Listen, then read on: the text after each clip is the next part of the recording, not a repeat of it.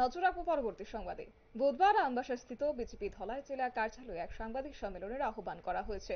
তবে এই সাংবাদিক সম্মেলনে উপস্থিত ছিলেন বিজেপি ধলাই জেলা কমিটির সভাপতি পতিরাম ত্রিপুরা, জেলার সহসভাপতি উত্তম অধিকারী, জেলার সাধারণ সম্পাদক আশিস ভট্টাচার্য সহ অন্যান্য কার্যকর্তাগণ।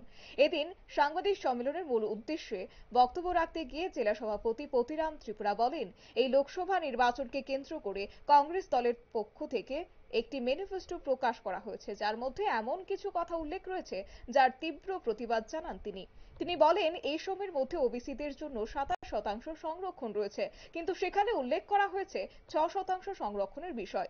দেশের মানুষের কি সম্পদ রয়েছে, তার যে অধিকার সেটাকে খর্ব করার বিষয়ে এই ইস্তেহারে প্রকাশ করা হয়েছে। গোটা বিষয় সম্পর্কে তাদের কি অভিমত রয়েছে, কি বলছেন তারা, শুনবো বিস্তারিত।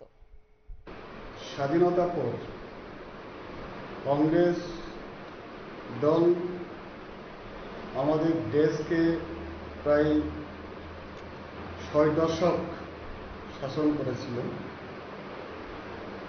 দেশের অর্থনৈতিক অবস্থা, রাজনৈতিক অবস্থা সবই অনেক খারাপ অবস্থাতে নিয়ে গিয়েছিল। বর্তমানে আমাদের দেশের মোদিজি 2014 সালে ক্ষমতা আসার পর অনেকটাই দেশের গরিব মানুষের উন্নয়নের জন্য বিভিন্ন কর্মসূচি নিয়ে কাজকর্ম করা বা গরিব মানুষকে দারিদ্র্যের সীমার নিচে থেকে তুলে আনা, সমস্ত ক্ষেত্রেতে অনেকটাই পরিবর্তন নিয়ে এসেছিল। তো কংগ্রেস দল গত যে 5 এপ্রিল তাদের যে নির্বাচনী ইশতেহারে প্রকাশ করা হয়েছে, যে এখানে বিশেষ করে ওবিসি অংশের মানুষের যে 27% সংরক্ষণ,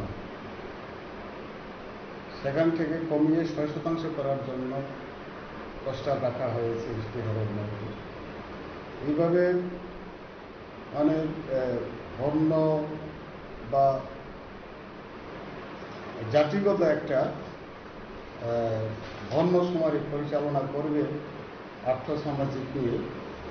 তো এগুলি কংগ্রেসের ইশতেহারের ম্যানিফেস্টোতে আমরা লক্ষ্য করেছি।